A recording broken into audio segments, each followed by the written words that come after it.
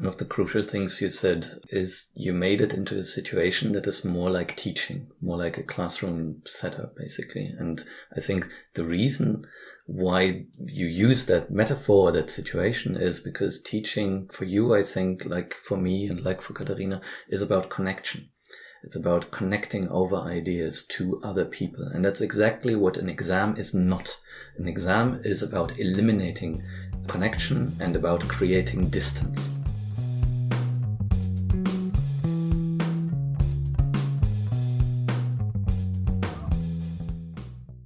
Welcome to the first episode of the Unconditional Teaching podcast.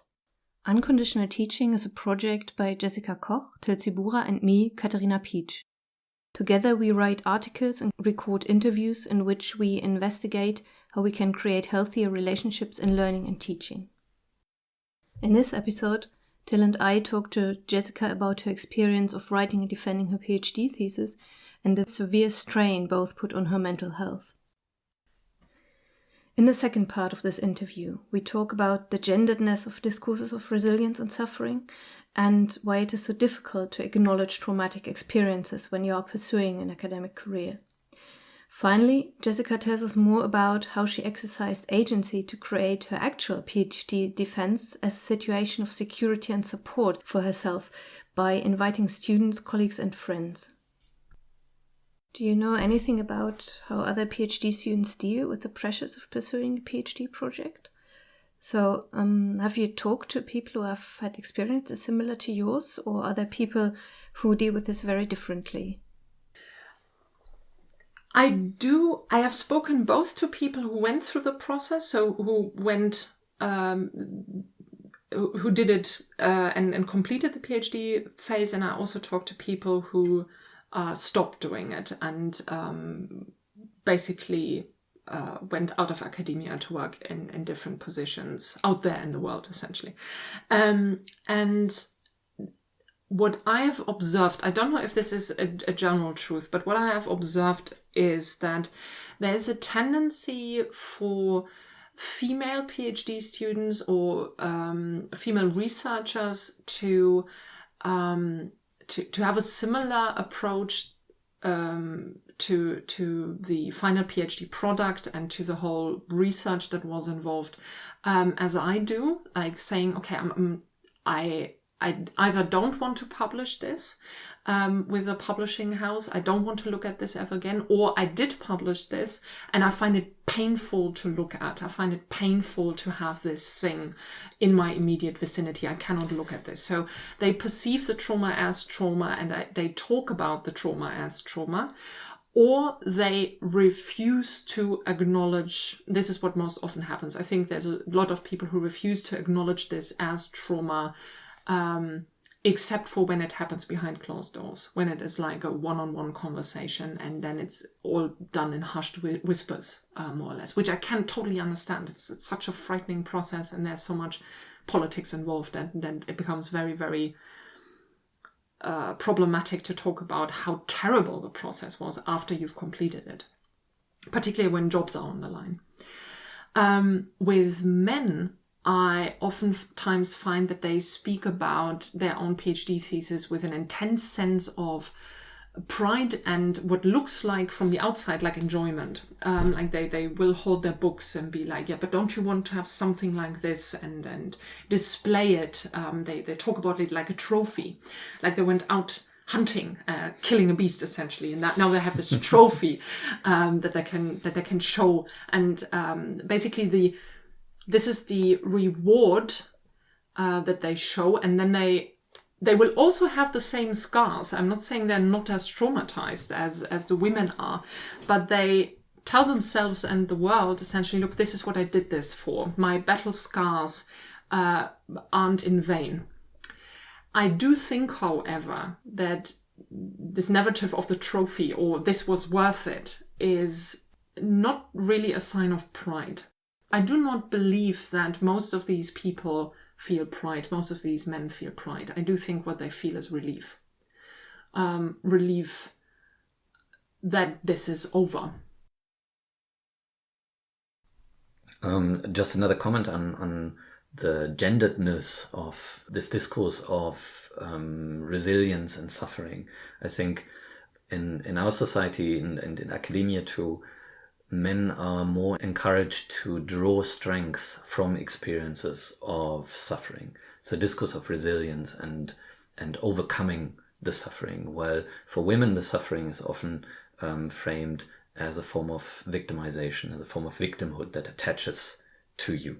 So it's doubly hard for women to deal with experiences of this kind of suffering without falling back into shame and guilt and carrying it with them as a traumatic experience, while men sort of are supposed to have this shell of, I went through this, I came out okay, even though they're not, but they have the proof of it, they have the book, and they rather show it than admit how it maybe damaged them.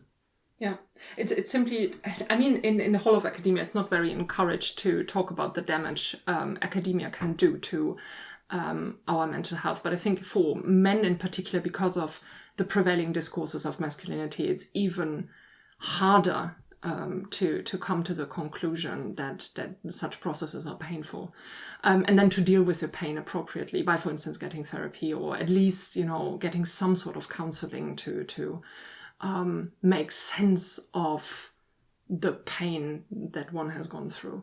I do think that a lot of people in academia right now are damaged because of the whole process. I'm certainly damaged, and I do think a lot of people that I know and love are also ready to acknowledge that they have been damaged by this process. And for some people,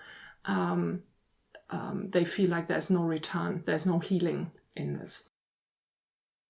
I am writing a PhD thesis right now, but I have never heard anyone address this before, actually. So not when I try to make an informed decision about whether I wanted to do it, and also not from colleagues who have finished their PhD or are in the process of writing their thesis right now.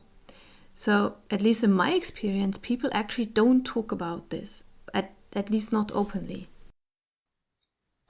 It's not like people don't speak about this. It's just that, there are loads of articles when I realized, okay, this is depression and this has something to do with me doing a PhD thesis and this is dangerous. I started Googling the thing. So other PhD student experiences and so on and so forth, and what psychologists say and what people who are like way further into their academic careers. And there are these reports about people saying, look, this was a traumatizing experience, or this was painful, or this did something to my mental health, so on and so forth. And even in our university, or at conferences, I would talk to people who were very, very willing to share their experience with me as soon as they realized, oh, okay, so there's a kindred spirit I can talk to. Mm. But I think what is missing, particularly in the German context, is the willingness and the openness to engage in such conversations in true honesty in larger contexts. I've had colleagues of mine be at my office, talk to me about their own experiences. I've been at conferences where people over coffee in one corner at the conference venue would then talk to me about their own PhD experiences, and even experiences that go beyond that, so other types of testing that they had to go through. But this was all done almost in hushed whispers, or with closed office doors. Because this is still perceived to be something that is shameful, or so private, that people feel that they shouldn't or couldn't talk about this in public. And I don't think this is private. These feelings of inadequacy, I wasn't born with that, and I wasn't born depressed. But the demands that were being put on me made it so that I became ill. And my illness is not just my own concern, but it should also be the concern of the system that makes it so that not just I, but many, many people who do the same thing that I do fall ill with serious mental and physical health issues. So I do think we have a long way to go when it comes to being open about what these testing and exam mechanisms do, and whether or not it's a humane thing to keep them as they are, or whether or not we shouldn't say goodbye to this whole comparability idea that doesn't work in the first place, and to this nimbus of testing to make sure we only let the good people into a very elite circle of academics. But whether or not we wouldn't rather go for something that is more inclusive, that is actually focused on ideas, on the output of good ideas and the negotiation of new intellectual ventures, really, instead of focusing so much on grades and testing and pushing people through exams that have requirements that are oftentimes very arbitrary and very confusing. Why do you think it is so hard for people to openly talk about what these testing mechanisms, specifically the whole PhD process, have done to them? I do think that if we were to acknowledge the fact that this was painful and that this hurt us and that this has changed us, that this has made us less healthy, that this has traumatized us, it would call into question our very decision to pursue this career in the first place. Mm-hmm. And this is, of course, a very dangerous path for people who are associating their identity with their scholarship. This is a very dangerous path for me to go down, because if I'm starting to question my very decision to write this PhD thesis, if this indeed made me so sick, if this made me depressed to the point of me thinking about killing myself, is this really the right decision to continue in this path? Was the last... Is the work that I did the last 10 years essentially worthless because I will have to quit university and start something new in order to stay alive, in order to support myself, in order to stay at least somewhat healthy and sane? That's big. These are huge questions. And I think if you start going down that path, there is no coming back from it. This means to have to face the fact that you participated in your own torture, and in your own,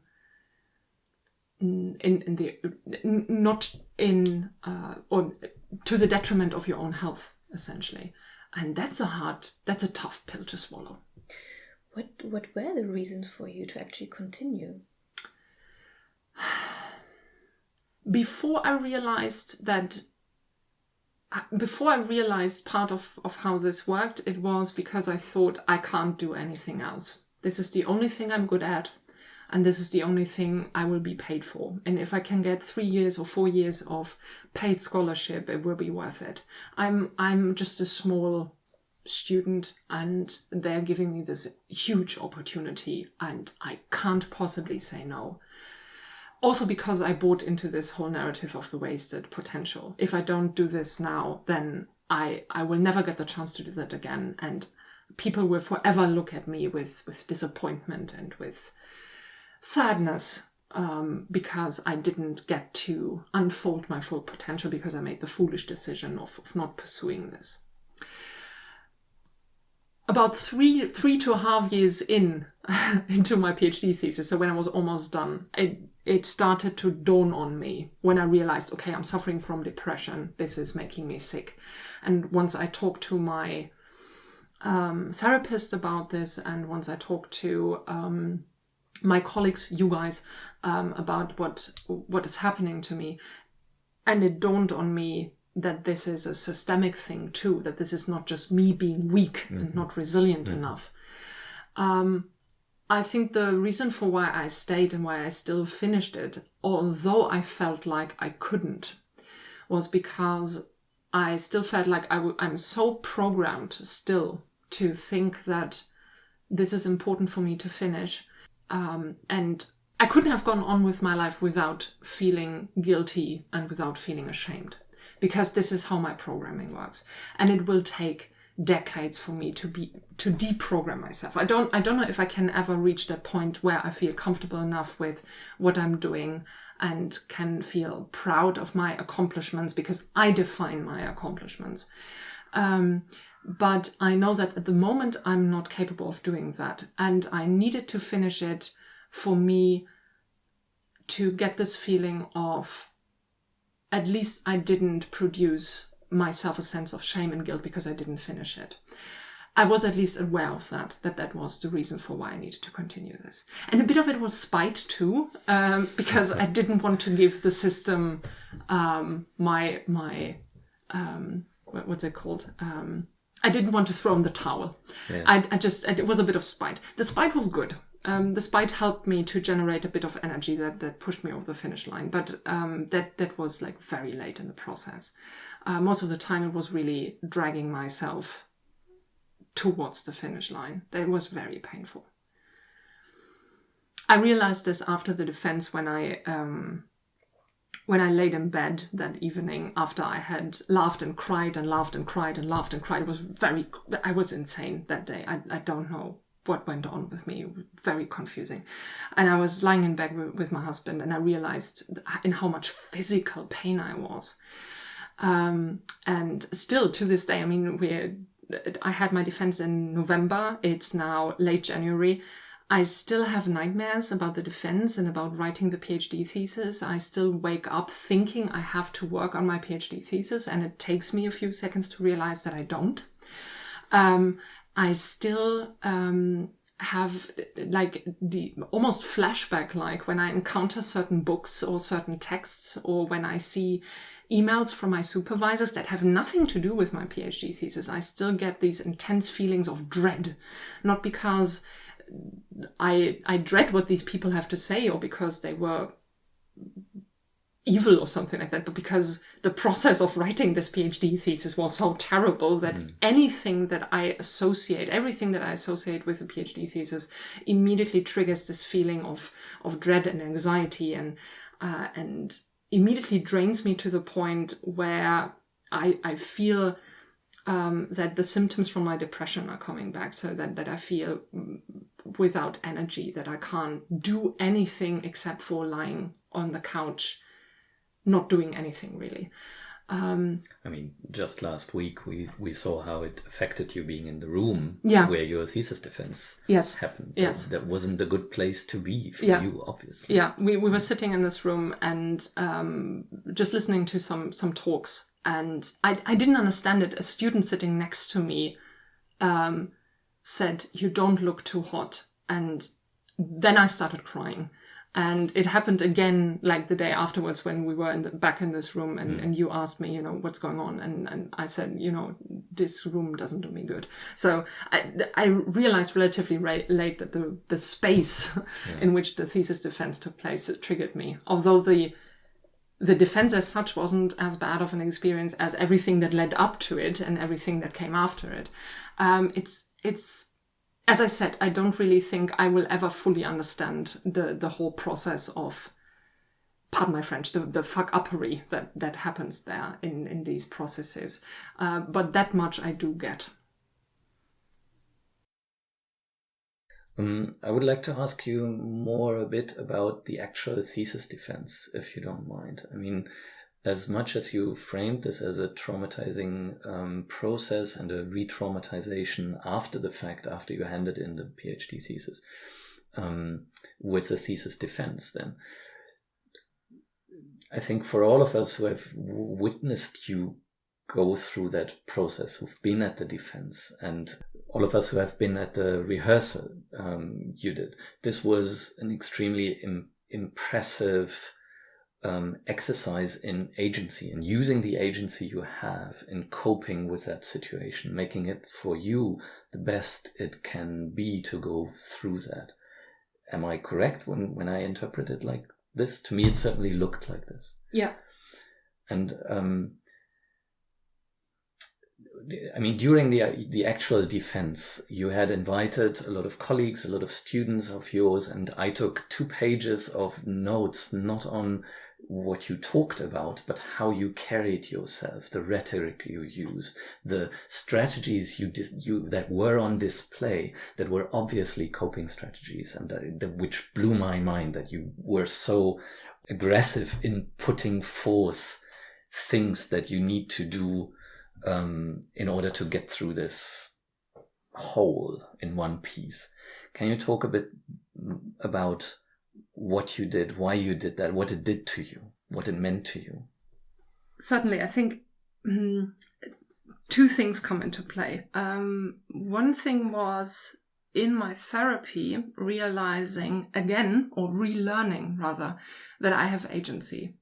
I think depression made me forget that I had that. This is one of the key evil superpowers of depression. It makes us forget that we have agency in things and that we can gain control over certain things that otherwise make us feel miserable. So this was one thing that I learned in the therapy sessions that I had right before the defense, like regaining this ability to exercise agency in theory. The second bit, and this was equally as important, was realizing that I don't have to do this alone. The mere fact that so usually we look at the defense, and at our university, usually by default, this is open to everybody at the university. At first, I thought, this is terrifying. This is absolutely terrifying. I don't want this to be open to everybody. I just want to sit there with my through examiners and be done with it. Just so that in case I fail, the shame would not be as big. And then I realized that what I actually needed is something to be different from this being alone with my examiners. Because the thing that terrifies me personally, was not the idea of being in front of a group of people speaking, because I do this as a job all the time. I can talk in front of 20, 30, 80, 100 people. That's okay. That's stressful, but that's not freaking me out. What was freaking me out, what was making me ill, was the very fact that this was an exam. So I thought, how can I turn this into something that is less like an exam and more like me teaching? Yeah. So what I did was I basically invited everyone who I felt could give me a sense of security. So that included you guys, that included a lot of my colleagues, a lot of our Hilfskräfte, the students who are working with us, and also students I enjoy talking to. Students who I felt could benefit from seeing a defense firsthand, because this could help them make an informed decision about whether or not they would like to go through this process themselves, whether this would be worth it. So I invited everybody and said, look, no matter what, there will be cake afterwards. So this is a win-win situation.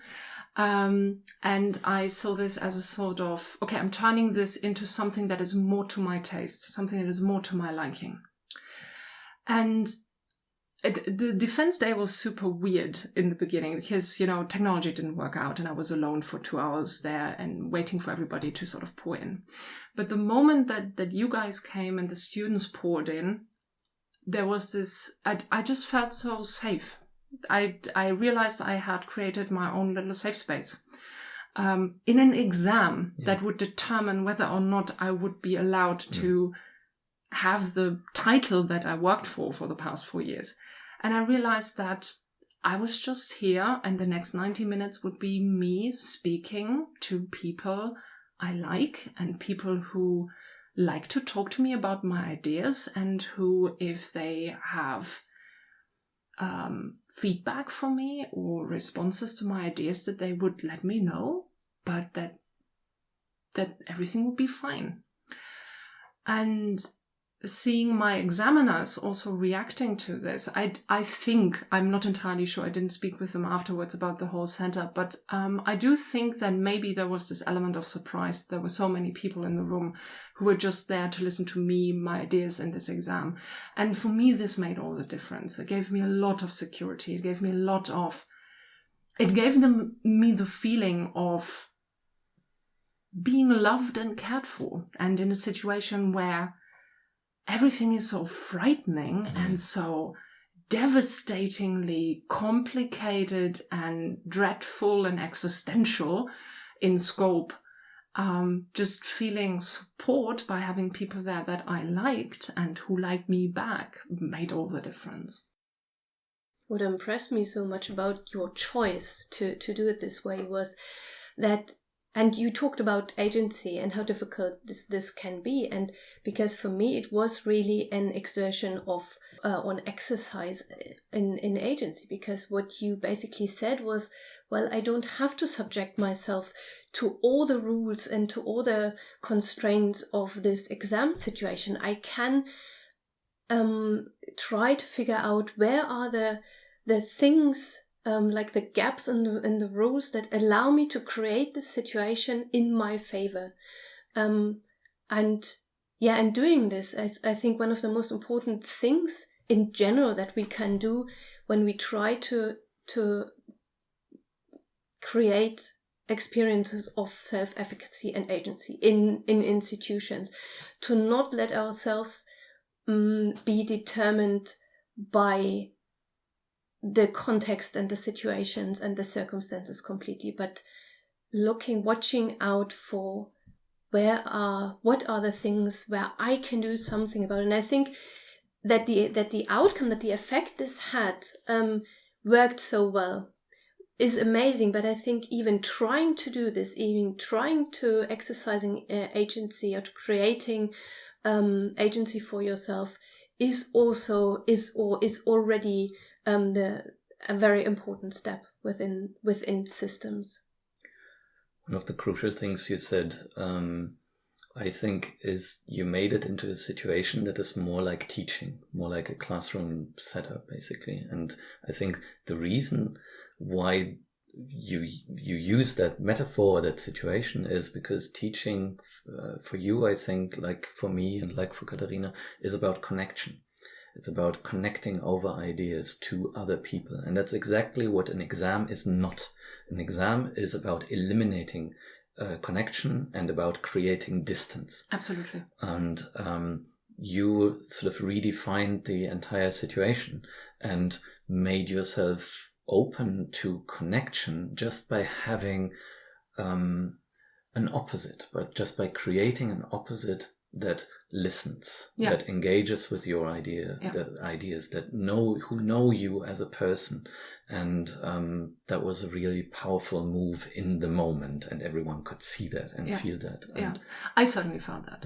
I think I have to give credit where credit is due. One of my students, Leah, we talked about the defense before, like a few weeks before the defense actually took place. And she asked me how I feel about this. And I told her I'm not entirely sure. I used the word re-traumatization back then too. And I told her this defense exam doesn't have any meaning in and of itself to me. It feels like I'm being made to do this without any rhyme or reason. I don't really see the point, and nobody's able to explain the point to me. I had very, very friendly, benevolent examiners for whom this defense was, I think, nothing but one of the appointments that they had that day, which is absolutely fair. But it just goes to show the discrepancy between what this is for examiners and what this is for people who are being examined, who are the examinees, as it were. And I told my student, look, this doesn't have meaning for me. I have trouble to deal with preparing for the defense, and I feel my depression coming back in part because I don't see the point of this exam. And she looked at me and she gave it a thought, and she said one of the wisest things I've ever heard anybody say.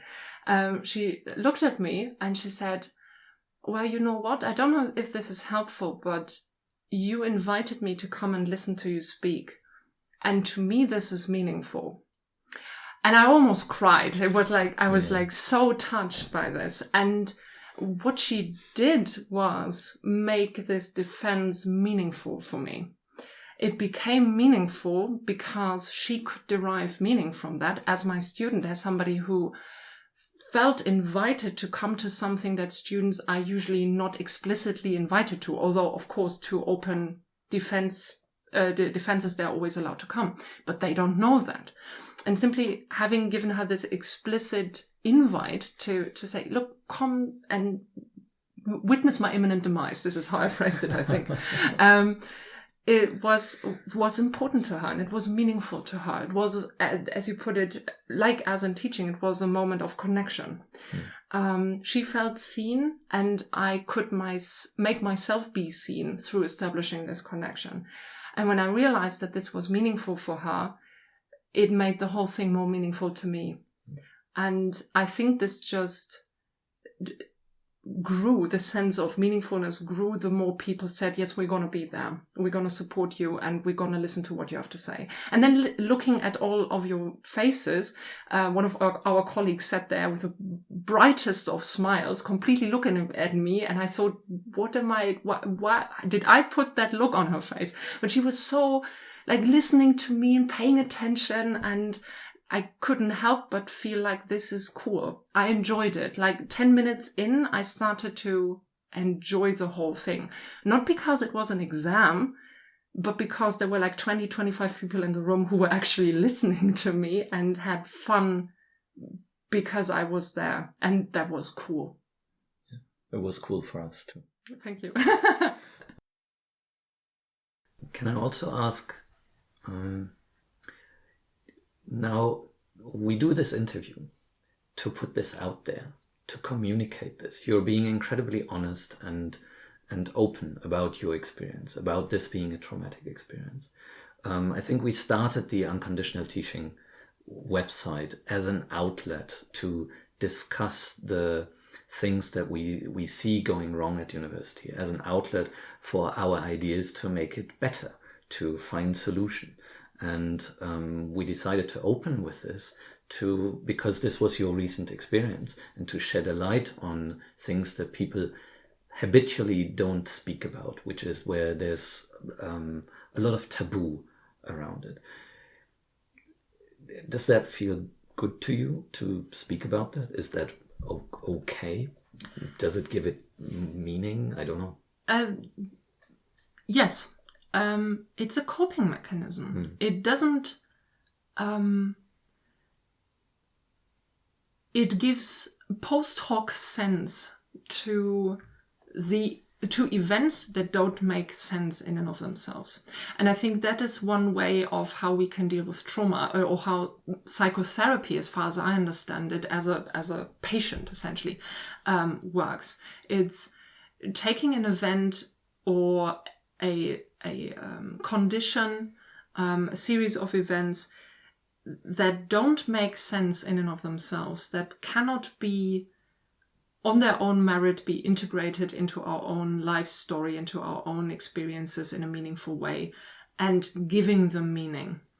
For me, the Unconditional Teaching project and talking about my experiences are one way in which I can give this meaning after the fact, essentially. Talking about this to my students is another way of doing this. I cannot prevent, and I do not want to prevent my students from, becoming a doctor of literature and to pursue a career in academia.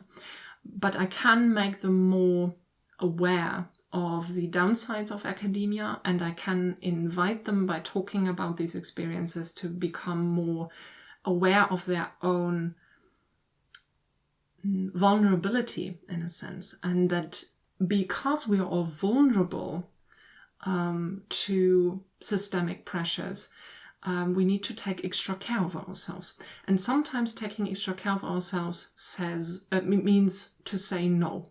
It means to reject expectations. It means to reject political demands that are being pushed onto our passion projects. Sometimes it means saying yes to these demands. But it always requires us to be like super reflective when it comes to these projects and be very, very mindful in how to deal with ourselves in these times of intense pressure. And I think that's what I can add. In the long term, I don't see any other option but to change the system and change the system radically, because as it is right now, it's terrible. It's a terrible thing to put people through. It's terrible for PhD students. It's terrible for students who do not want to have a PhD. It's terrible for professors. It's terrible for everyone involved. And everyone can acknowledge this, but everybody sort of also seems to say, well, there's no way we can change this. We can. We have the power to change this. So let's make this happen. Let's make this happen. Let's make this happen. Thank you so much for sharing. Thank you. Thank you.